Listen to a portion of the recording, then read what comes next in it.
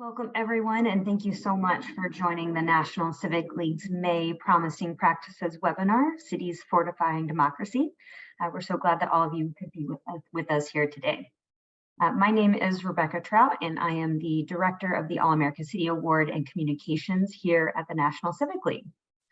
For those of you less aware of the National Civic League, we are a 128-year-old nonprofit, and we aim to advance civic engagement to create more equitable and inclusive and thriving communities. We do this through a number of programs. Primarily, though, we have our flagship All-America City Award program. It began in 1949 to really recognize, celebrate communities who are using civic engagement to solve local problems. So while we use our annual All-America City Award to really celebrate those communities, we use this Promising Practices webinar series to share their stories, their successes, their ideas, as well as other tools, resources, and programs that we think are going to be helpful to a community's engagement work.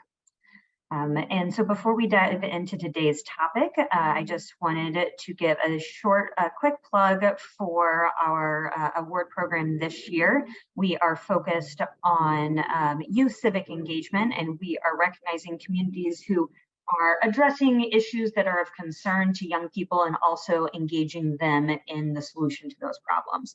So as you'll see on this slide, our finalists this year have been hard at work all the way back since December when they were submitting letters of intent and working on their applications. We've since announced our finalists, and they are all preparing to join us in Denver next month, where they will present to a jury of national civic engagement experts who will ultimately name this year's 10 All-America cities. A little bit about our finalists this year. You'll see on our map here that they range in population size from 4,500 all the way to 8 million. They come from 12 different states, but they are all working on youth engagement, and they will be presenting their work on topics from reducing homelessness to addressing mental health and public safety, all the way to college and career readiness. So certainly encourage you and would love for you to join us in Denver. I'll send a registration link if you're able to join us. But if not, we are also streaming this year's event and presentations through our Facebook page, so you could tune in to listen to some really inspiring work and potentially get some ideas for your own communities.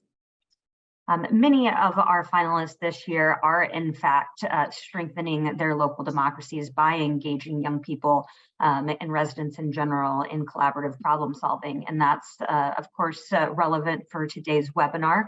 We're going to be touching on vulnerabilities to local democracy, as well as discussing items that local leaders could be paying attention and things that they could be doing to help strengthen democracy. So joining us to talk about this important subject matter. First up, we will hear from Stephen Bosacker, who he is the Senior Vice President of Innovation at the German Marshall Fund. He was the leader of GMF's Cities Fortifying Democracy project. He's going to talk to us about sort of the origin of that project, as well as their key findings. And then we're really going to spend the majority of our time in conversation with two of the participants of the Cities Fortifying Democracy project, Mayor Jenny Arndt from Fort Collins, Colorado, and Robert Lilligran, who's the CEO of the Native American Community Development Institute in Minneapolis. Before I hand it off to their capable hands, just a few housekeeping items. You are all muted. We ask that you remain so until we get to the Q&A portion. You are welcome to include your chat questions in the, you're welcome to include your questions in the chat box, or at the end we will activate the raise hand feature and you can ask your question directly. I also want to note that we are recording, and the recording as well as these slides will be emailed to the email address that you registered under. And with that, I'm going to hand it off to our first speaker, Stephen. Hey, thanks, Rebecca. So GMF has worked for 50 years strengthening the transatlantic relationship between Europe and North America, always through the lens of keeping the ideals and institutions of democracy strong. We do the same at GMF Cities, which I direct as well, but add to that the assistance and ideas of cities can provide each other to grow, to be prosperous, and solve tricky urban problems. 2 years ago, as we were all being bombarded with stories of how democracy was in decline, was backsliding in countries like Hungary and Poland, yes, but also in the United States and many European countries, I was disturbed at the constant analysis of the weaknesses and vulnerabilities examined at a federal or global level, but rarely at a local level. And worse, very few commentators provided specific ideas for fortifying democracy where it was at risk. So, with the support of the Foreign Ministry of Germany, we developed a project called Cities Fortifying Democracy that worked with teams of 5 people in 12 cities, 6 European and 6 in the US, to dialogue about the risks, but also to determine the points where attention was critical if we were going to contribute to strengthening, even saving democracy at a local level and beyond. The project examined local democracy through 4 lenses. A voting and elections pillar. Now, democracy is certainly about elections and voting, but too often, at least in America, it ends up being the only focus of democracy, which of course is way too narrow. That said, we looked at things like what cities can do to encourage trust in elections, counter disinformation, keep voting safe and easy for residents, and also to improve the numbers of voters in local elections. That hasn't been all that great on either side of the Atlantic. A second pillar was a governing pillar, a big category to be sure. In a nutshell, the group talked about how competence in local government either enriches or erodes public confidence in democratic systems, how local government engages citizens and residents, treats marginalized populations, provides valuable and equitable services. A third pillar was public safety and justice. Now, this was using the lens of public safety and justice to have this conversation. So therefore, the folks in this category were either judges or police chiefs or other emergency services workers. Since democracy works best when people trust their government, the damage done by multiple cases of police brutality in the US has taken a huge toll on our confidence in policing and legal systems. We discussed how city use of technology that respects privacy, reforms in the ways policing gets done, and how courts can engage, especially youth, differently. And finally, there was a pillar on local journalism. Democracy really only functions properly when voters and residents can make informed political decisions. The ways people are getting their news has changed and ultimately opened a void of information and journalism at the local level that really requires fresh models and creativity of the whole community. You know, again, we've seen the death of a lot of local newspapers, even local radio stations. This is a serious problem for our democracy, and we've got to figure out a way that people are getting substantive, meaningful information for making good decisions at that level. So to provide some nuance on the project, here's the 2.5-minute video we produced for the launch using the voices of mayors from several of the 12 participating cities. You can roll video.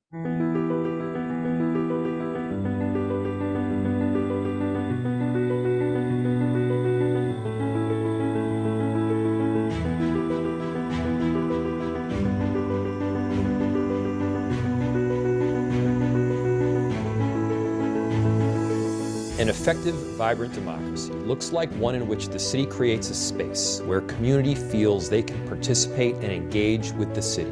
Democracy thrives not only on election day, but every day in between. Constituent emailing, calling, and engaging their public and city officials ensures that voices are continuing to be heard. The biggest challenge we face is to get people, especially the young, involved in public debate and decision making. All too often, citizens concede that their voice would not matter, that the authorities wouldn't hear what they say, that the whole exercise is a waste of time. We should counter the apathy and show people that their individual choices add up to a joint decision, tangibly impacting reality. You have total apathy, then your democracy is probably going to die. But your democracy is also going to die if no one's willing to compromise. You know, if everybody's just got their views and they're wedded to it and they become extreme in the way that they promulgate their views, you're also still not going to have the pluralistic society that a democracy depends on. At the same time, public participation is an excellent self-education compromise. people learn that compromises are necessary to get things done. The biggest challenge we face in strengthening our democracy is general distrust in government being at an all-time high. People don't feel heard by their representatives. We are trying to work towards the same goal, a goal for quality of life for everyone. We try to do this by working with people to understand our values. It's because of its people. It's people who keep the city feeling fresh and dynamic, who surprise us every day with their zest for life, despite all adversities that they may be forced to face. We always try to find new ways to open up the decision-making process and be more responsive to citizens' needs. So we meet community where they are at, in spaces and places that are comfortable to them. We are Striving to be Engaged, Equitable, competent, transparent, courageous, innovative, compassionate, Inclusive, responsive. just, Trustworthy. Free. We are cities fortifying democracy.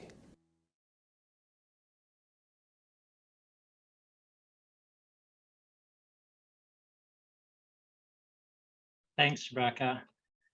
So, it's maybe worth repeating the 12 values that the project participants recommended guide our work toward the kind of democracy they want for their cities. Engaged, equitable, competent, transparent, courageous, innovative, compassionate, inclusive, responsive, just, trustworthy, and free. It's a really good list, and it was a list that we culled from the 60 people that participated in this project when we asked what they believe represented a strong democracy. And I was so glad that we got you, Mayor Arndt, in on the innovative word, because I think that's a good word for Fort Collins. And I think it does speak volumes about the kinds of cities elected leaders and public servants are really trying to build. I see it every day in our work.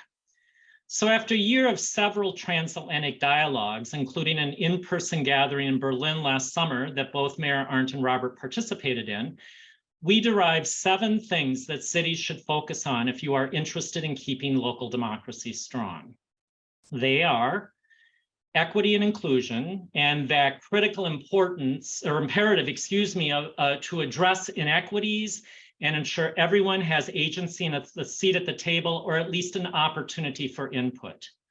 Civic health and literacy, youth disengagement and activation of next generations. This one is a priority for the National Civic League. I don't think understood how big a priority this needs to be for our future. Essentially, this is making sure we don't misinterpret the actions and ideas of next generations and figure out how to embrace their energy and creativity for solving big problems. Polarization in communities, and the damage really being done by divides that are driven by hate and even violence. There always needs to be disagreement and dialogue and vigorous debate in a good democracy, but there's a tipping point when that polarization becomes completely damaging. The caliber of local journalism, which you heard a little bit of me talk earlier. Next level engagement, which really tries to sort out what needs to change or be new about broadly involving voices in our communities. And finally, the trustworthiness of our elections. We will focus on 2 of these, well, maybe a few more, depending upon where the conversation goes with Mayor Arndt and Robert Lilligren today. What's happening with youth and next generation, where there is documented disengagement, even disinterest in democracy, and how to re-engage those younger generations, and how cities consider the work on equity and who is at the table and has voice in local decision-making. But before we dive into that conversation, I wanted to put up a resource link that anyone can access on the GMF website. We will also put the link in the chat. Thanks, Katerina.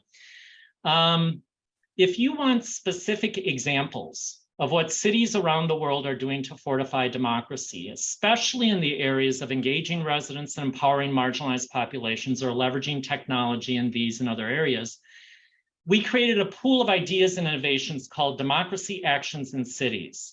There are nearly 60 entries in an easy to follow format that encourages you to copy shamelessly and adapt the idea to your town or city. In my opinion, the more plagiarism there is, the better for local democracy. So now I would like to re-welcome Mayor Jenny Arndt from Fort Collins, Colorado, and Robert Lilligren, the Executive Director of the Native American Community Development Institute, commonly referred to as NACD, in Minneapolis, Minnesota. Both have deep histories in public and community service. You may view their full bios in the chat and are active participants in our project. For me, there's nothing quite like talking with folks who are on the ground, who are doing work every day to provide the nuance to these concepts and the actions that cities are attempting and taking. Mayor Arndt and Robert, thank you for being here. Pleasure. Thanks for having us. You bet. Why don't each of you offer just any brief opening thoughts or reactions to either what I've shared or how you see the role and impact cities generally in strengthening democracy or otherwise, just to get you warmed up a bit. Mayor Arndt, why don't you go first? Sure, thank you. Thanks, and it's always nice to see y'all. And just a big shout out to the German Marshall Fund and all the great work bringing us together.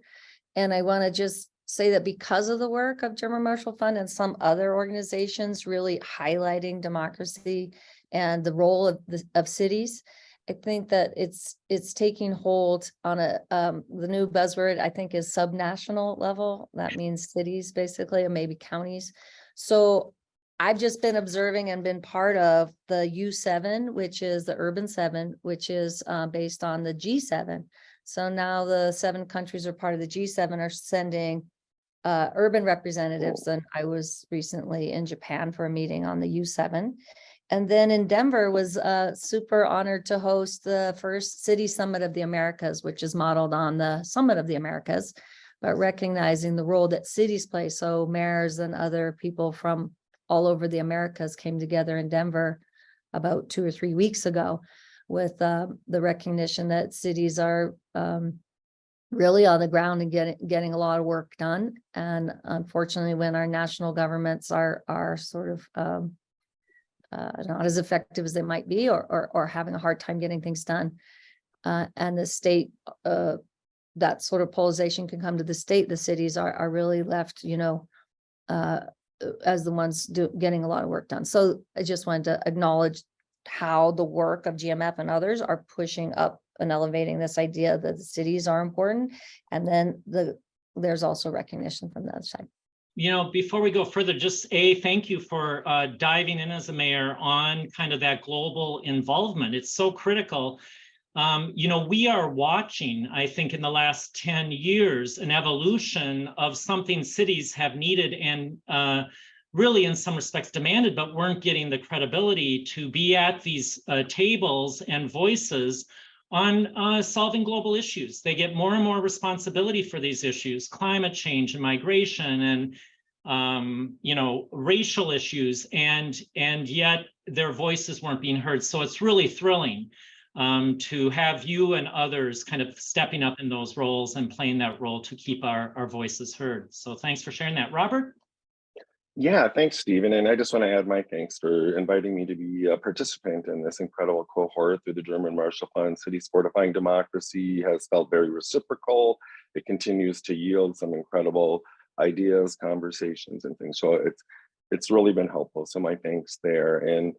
And also really support what Mayor Arndt just said about the important role of cities. And since we were invited into this cohort, things have changed in a big way for cities. We had a pandemic, right, that has put into question what the future of center cities are, central business districts might be. It's affecting policy at every level in every area. And I still serve in our regional government here on our Metropolitan Council. And just last night, as we try to set our 2050 development guidelines, we're all kind of scratching our heads because we don't really know.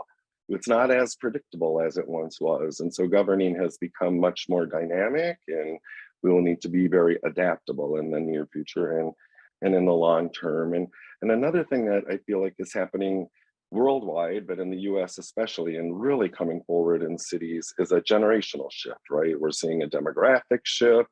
We're seeing different generations, different people trying to find their way in, wanting to be involved. And here in Minneapolis, we're about halfway through a 7-year stretch where we have elections every year at the municipal, at the municipal, the national and state levels as well.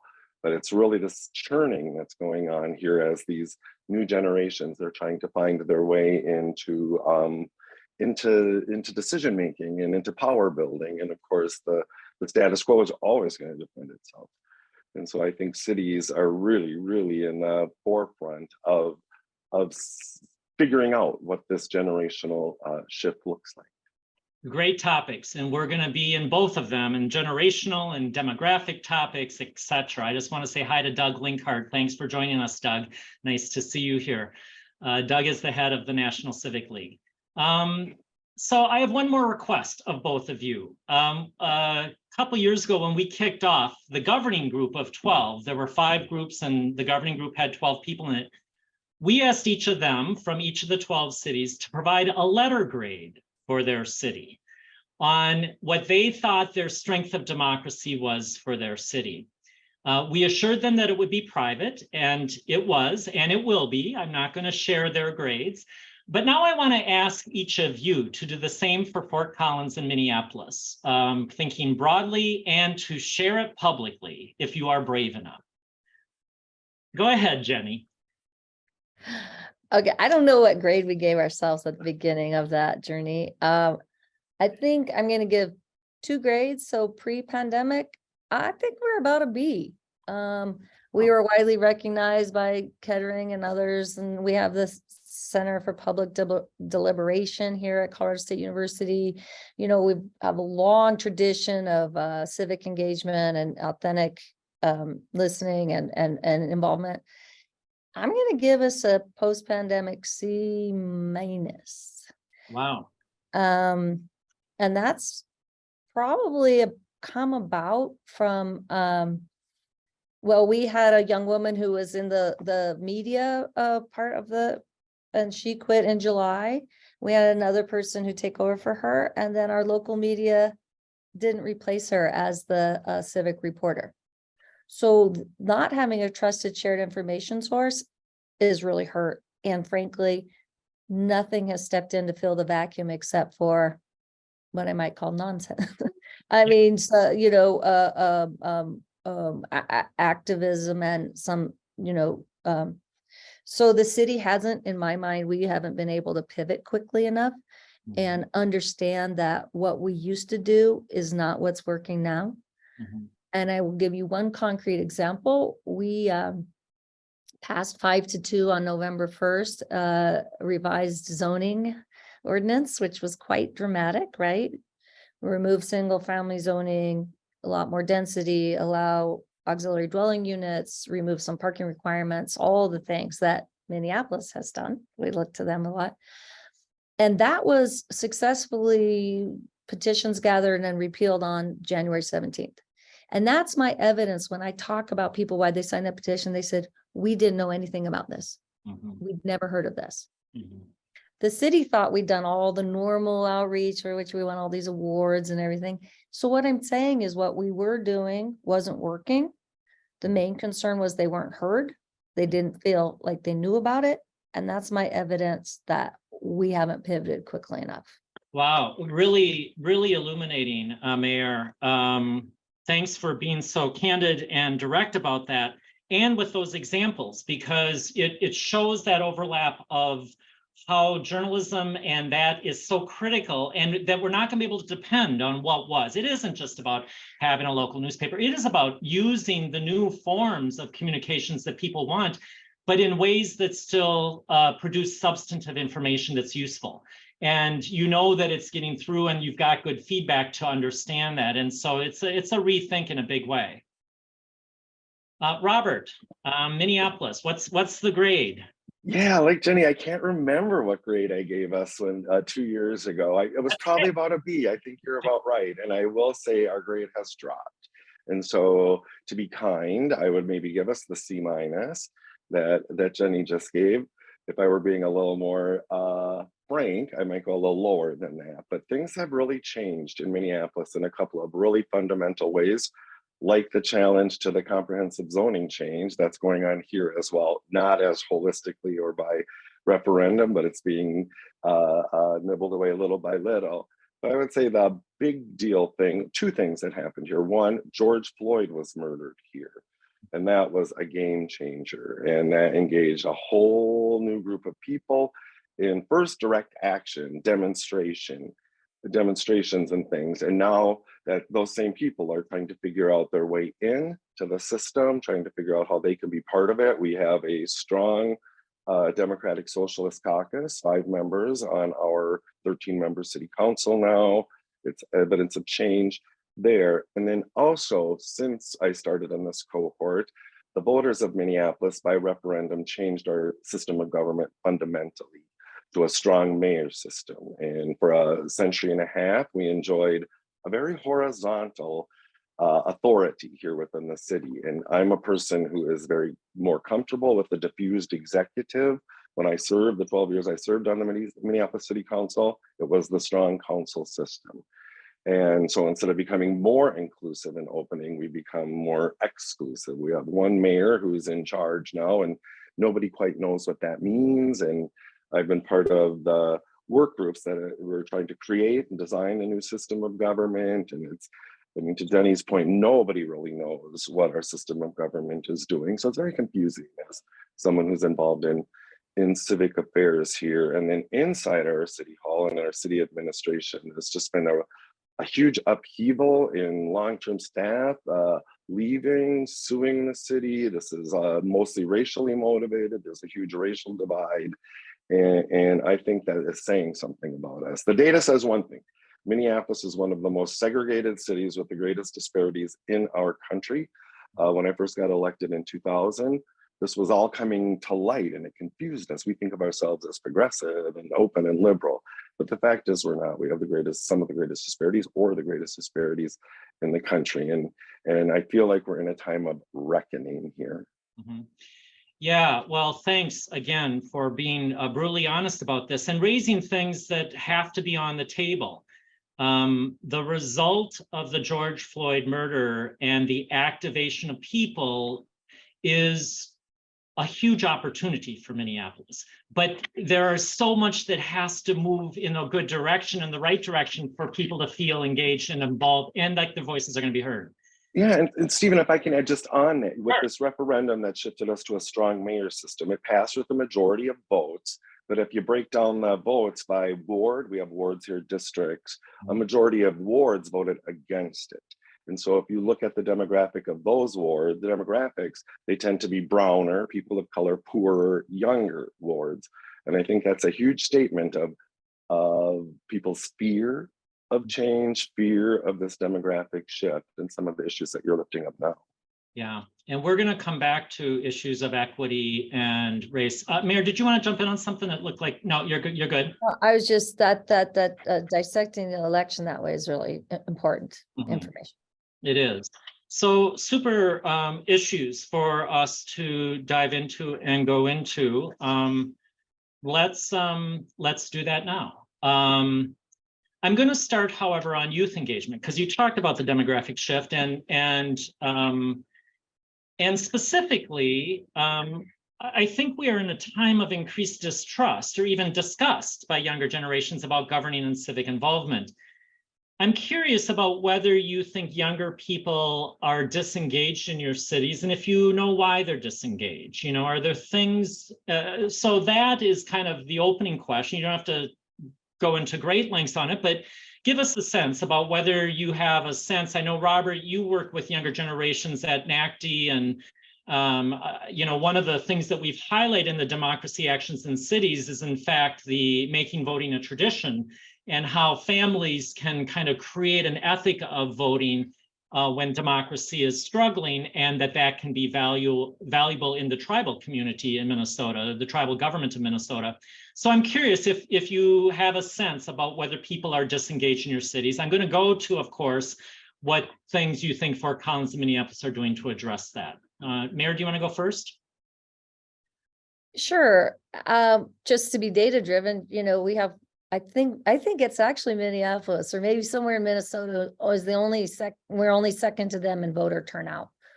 Not for civic elections, which we just asked the people to move them to November, which they did by 72%. We're going to try to drive up voter turnout for the municipal elections, but for our state and federal, we are in the high 80s. So that tells me if you're eligible to vote, you're voting, right? So that's very good. We have a strong partnership with our school districts. I worry about the civic education for lots of reasons, but I could go on that tangent for a while. Because there is a requirement, but it's often waived in lieu of, I gave my own son the naturalization exam that people becoming Americans need to take, and he got 2 right. And one of the questions was, who is your state representative? And he wrote mom, which was true at the time. I was like, dude, and he's like a top student. I was like, if our top students don't know how many people are in Congress, we got a problem, right? So I think some of those basic building blocks and about factual, that can be a problem. We have something right now that's really energizing our youth, which I love to engage them on. And it is, we have a very restrictive occupancy, which we call U+2. So only yourself and 2 unrelated people can live in a house. And we have Colorado State University, 35,000 people right there. And they stormed city council this year with my full support. The students did over 100 people, which made us, of course, go to 2 in the morning, which was my pleasure because they all came in talking about occupancy and what it means to them and how restrictive that housing policy is. They now have a petition to put that on the ballot in November. So serious, hardcore engagement with our the Colorado State University student government has been really great. But I will also say, and I mean this very authentically, our city manager's big takeaway from the German Marshall Fund was what Minneapolis does with their youth engagement. And she said, we need to model a copy that here. So again, we still have a long way to go.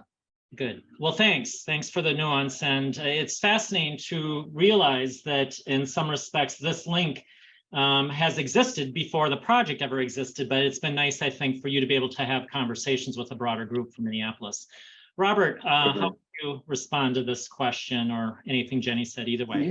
Yeah, about the youth engagement, right? And I would say it's sort of yes and no, or there's sort of a balancing act going on. And in general, and I'm being very general here, and I realize that, you tend to be less engaged in the political process, tend to vote less.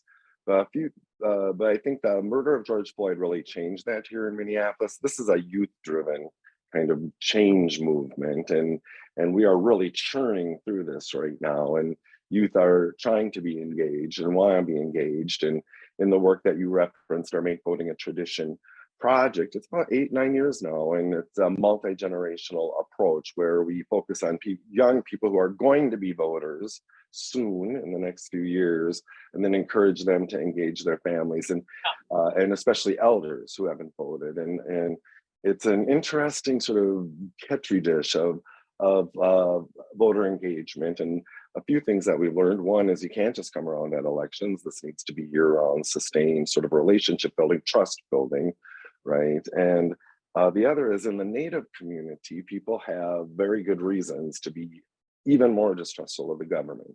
Our governments have damaged us historically. They have tried to eliminate us or tried to force us to assimilate. And so there's an additional barrier that we're trying to breach here. And I feel like this is a good little way of kind of educating a broader system about how to breach some of those barriers of trust and engagement. Mm-hmm. So often the work, and we will get to this in equity and inclusion issues, that people want to make it a zero-sum game, and it is not a zero-sum game. There's such value in the whole and the breadth of the community when we can tackle those problems collectively and not isolate kind of a viewpoint or a specific marginalized community, whatever that may be.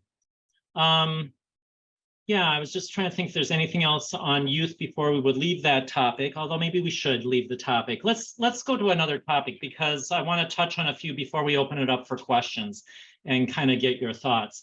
So I want to talk about kind of bringing intention to the values of democracy. You'll maybe recall that when we started the Berlin meeting last summer, I said that, you know, this was an eclectic group of people. It was an eclectic group of topics. Democracy was never meant to be neat. It's not meant to be easy.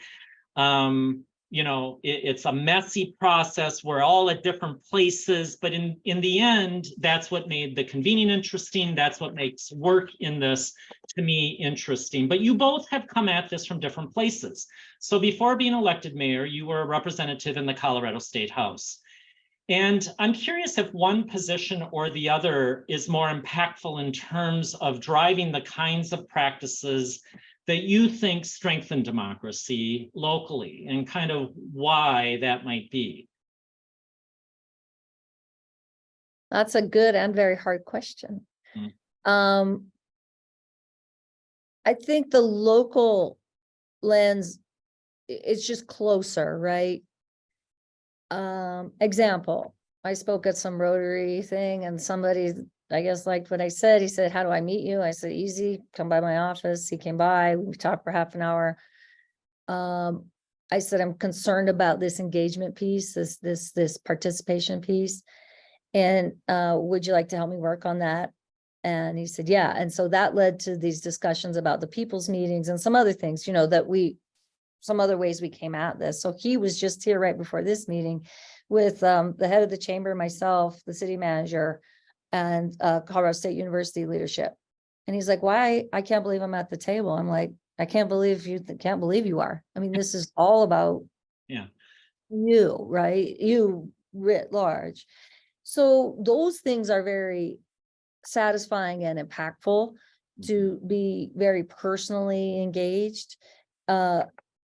The state lens is a little different because you're working with larger groups of activists or, you know, lobbyists, frankly, who represent large interest groups. So ACLU and everything from the ACLU to oil and gas, right? Lobbyists aren't evil people. They represent a viewpoint, and so, but there's a lot. So that's a different way of engaging. It's not a better way. It's not a worse way. I don't even think there's a hierarchy. It's a different way. Yeah. And so I think it's all valid. It's all the work. It's all our work. Yeah. Yes. I mean, at a local level, I mean, you surely found that you can't really walk away from problems. I mean, they are at your doorstep. I mean, as accessible clearly as you are, you also don't get to kind of get distance at the state capitol from kind of what those problems are. So that closeness matters. Yes, in fact, my district was very much against the land zoning ordinance that we did. So my daily run was uncomfortable. Yeah.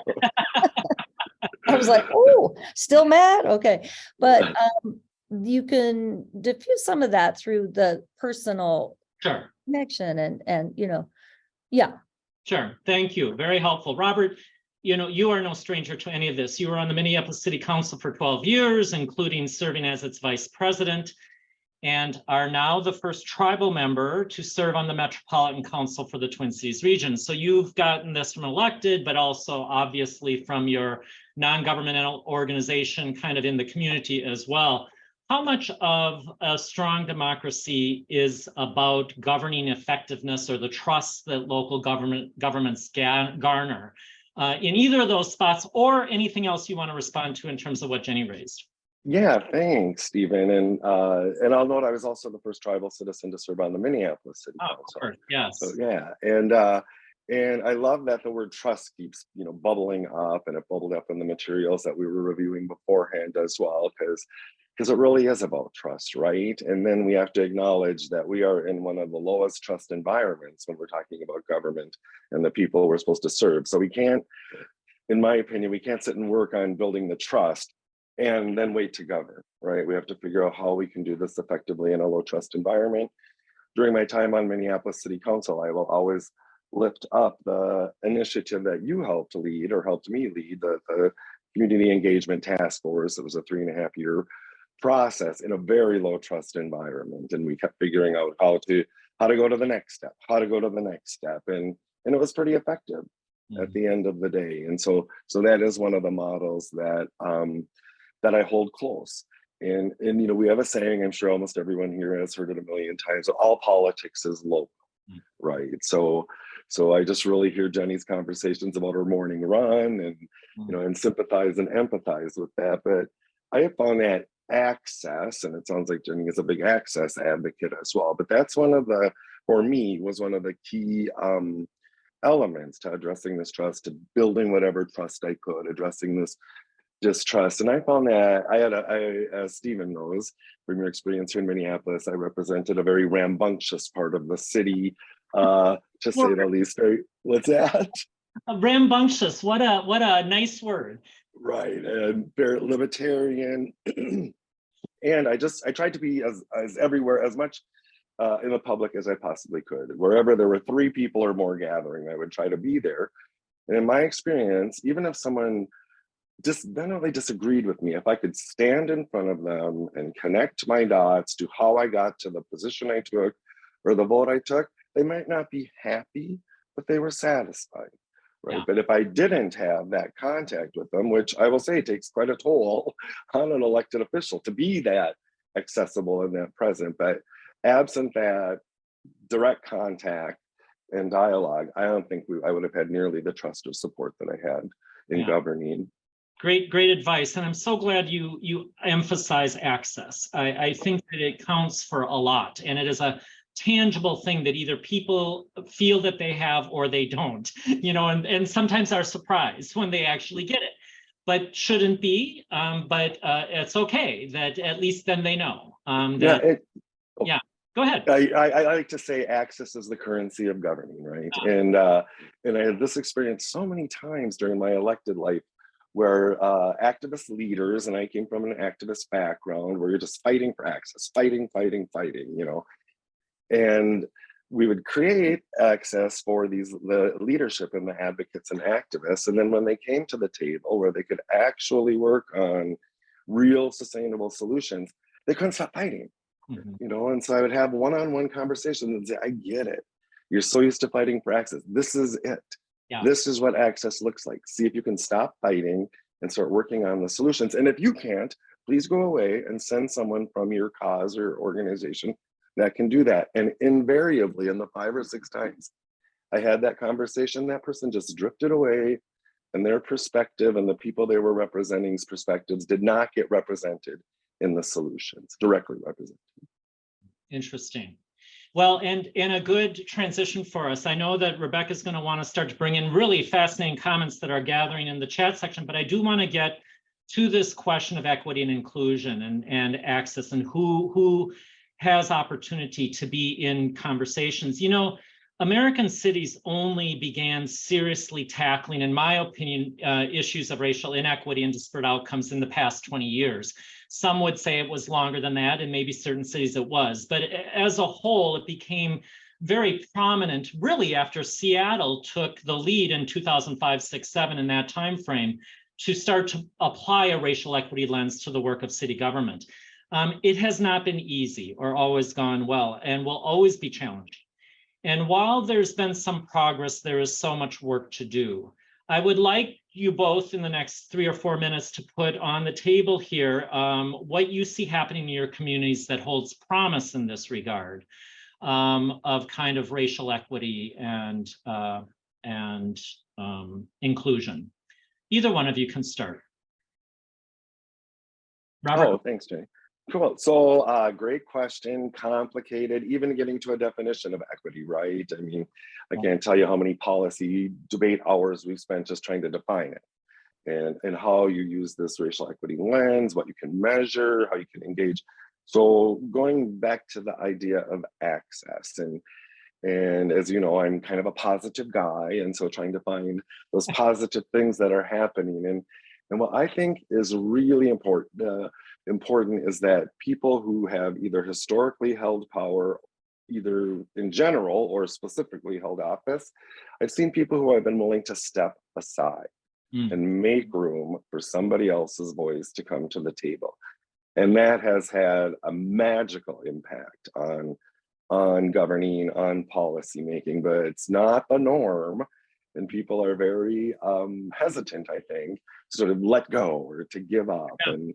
And the few instances that I've seen where a popular and powerful elected official or civic leader has stepped aside to make room for someone from a community that hasn't been as involved has had really powerful outcomes.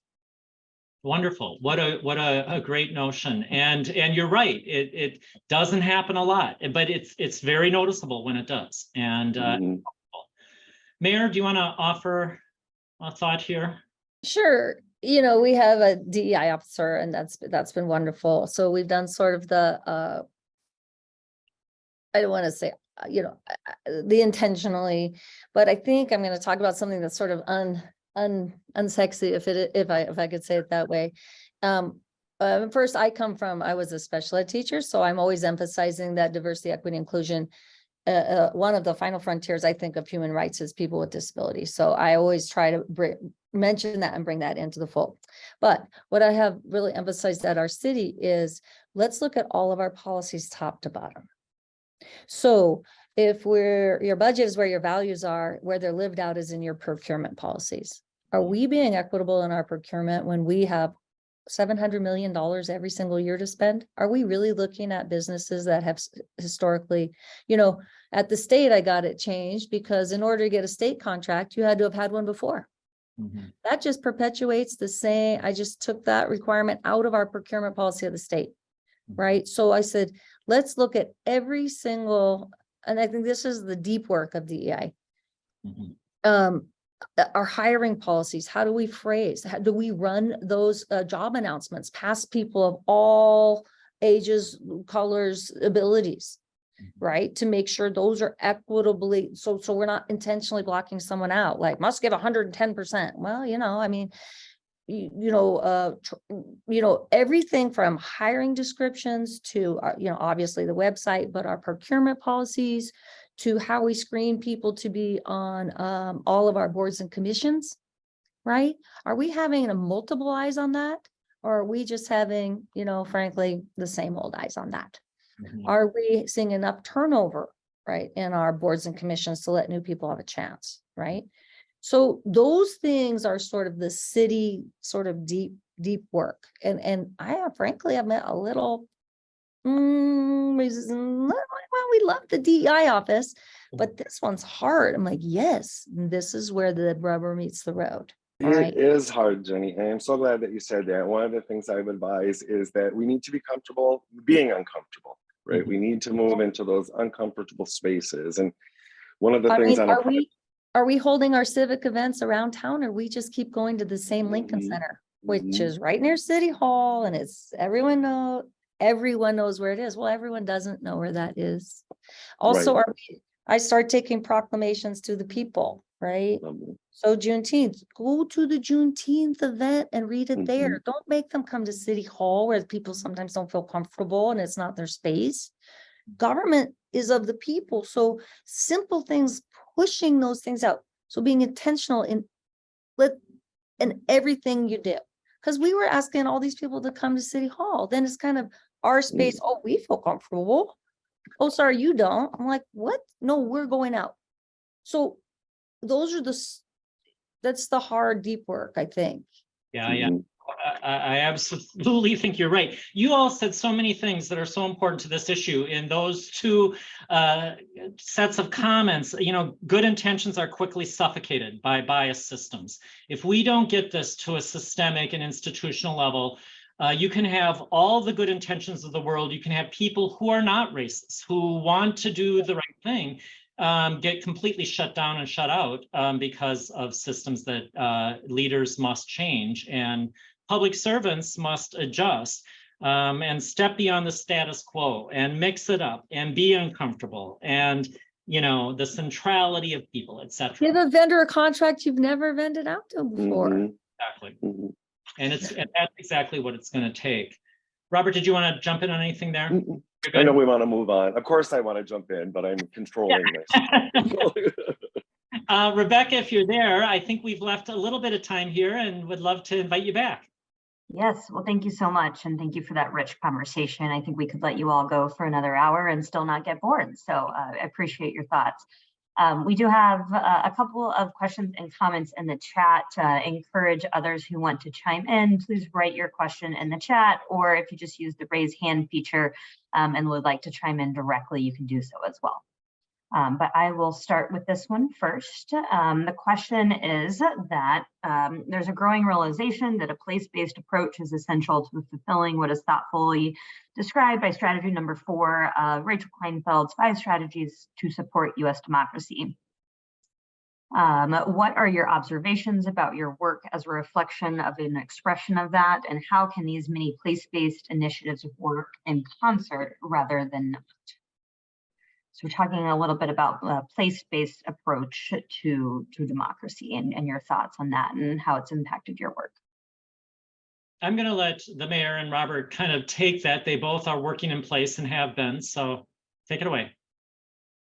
Well, I think forums such as this, right? So we know what we're doing in Fort Collins, but it is so important to get out of your skin, get out of your town. Luckily, there's sponsors around the world helping us get together, but this whole idea, things can be replicated, but they can also be adapted to the local context, which is critical. But that's what I'm thinking. Great. Yeah, and I kind of might have lost the thread of the question, but I'm going to try to answer it anyway. But I know it was about place-based initiatives, and we're all in a place, right? We all come from a place, we all live in a place.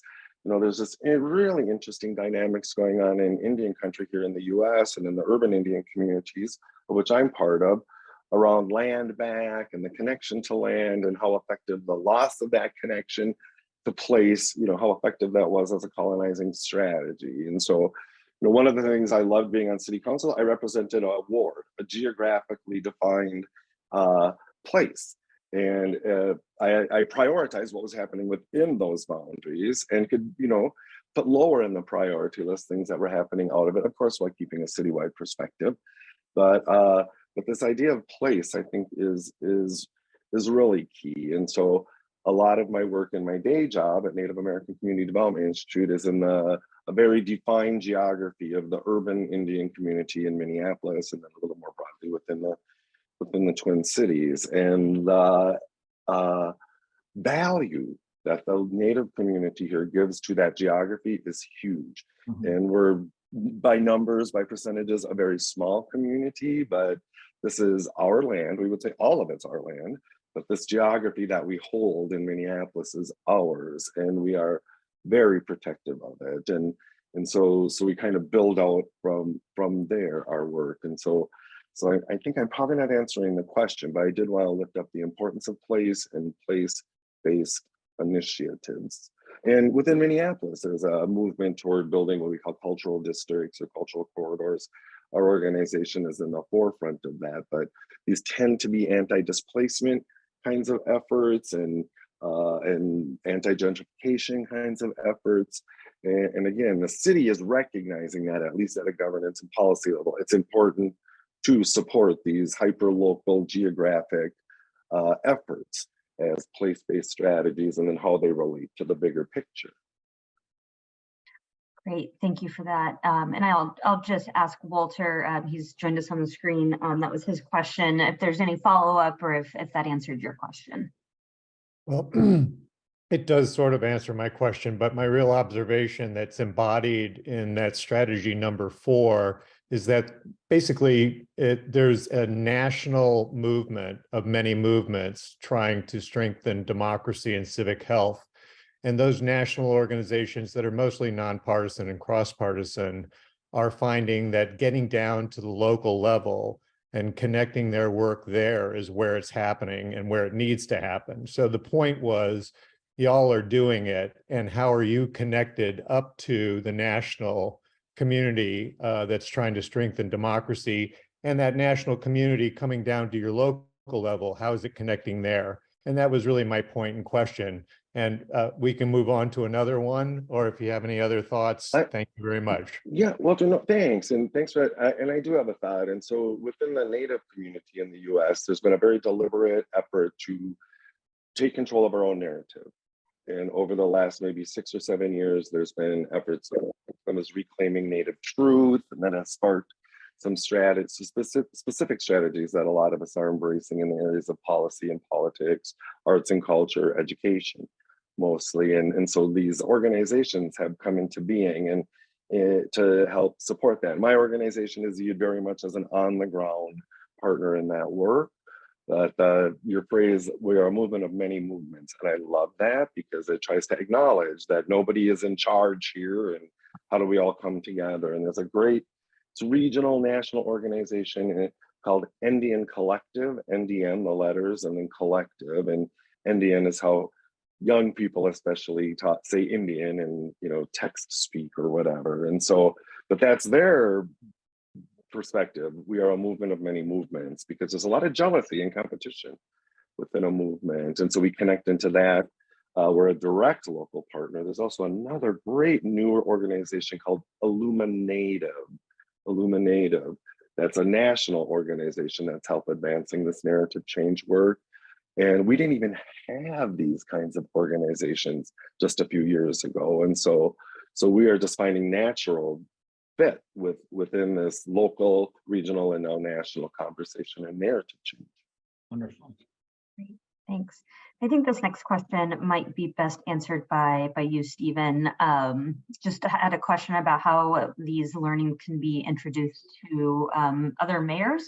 I will say that the recording will be sent out, as well as the slides with the link to the database that they put together of some impressive local actions. But if there's anything else you want to say about that, Stephen? Yeah, well, that was going to be my first answer, Rebecca, was that the recording's available. It is all, you know, this is always the challenge, and it goes to Walter's question. When you are, you know, we have foundations that do just place-based funding, which is great. But if that's all it stays at and it doesn't go further, then you really aren't going to be kind of broadly affecting the systems. And Mayor Arndt made the point that, you know, this is why voices more broadly and why GMF pulling 12 cities from Europe and the US together is so important, because you can have wonderful, innovative things. And I will plug once more the democracy actions in cities. That's what we are trying to do. We're trying to give an easy way for someone in some place in, I don't care if the city's in Asia or wherever it is, to go on that example, print it up, and take it to their city council or their mayor and say, here's an idea, and there's no reason we can't do this here. And that's what it's going to take. Obviously, we try to spread our information far and wide with all tools possible, but we, you know, it's inadequate. We never reach everyone. Absolutely. And then I'll also plug the National Civic League has a promising practices database as well of, you know, innovative civic engagement practices that we've been collecting throughout our years with the All-America City Awards. So I'll include both resources in our follow-up email, and again, as well as the recording and slides. And then we can always answer more direct questions that we weren't able to get to during our time together offline. We are at time, but I just want to take a quick moment to thank our panelists, Stephen, Robert, Mayor Arndt. They all three put in a lot of work behind the scenes to get ready for today. Thank you for taking your time and being here with us today. And more importantly, thank you for the work that you're doing in your communities to strengthen local democracy. It's incredibly important, and glad to have leaders like you taking charge. So thank you so much. And to everyone who was here with us, thank you for being with us. We put on these promising practices webinars every month. We actually have 3 this month. This is our second, and we will have another one next week that you'll receive information about. It's going to be about how we improve the public participation during meetings process. And so Matt Leininger from our new Center for Democracy Innovation is going to be heading that up. Really encourage you to join that. And with that, I will give everyone the rest of their afternoon. And thank you so much again for being here with us today. Thank you, Rebecca. Thanks.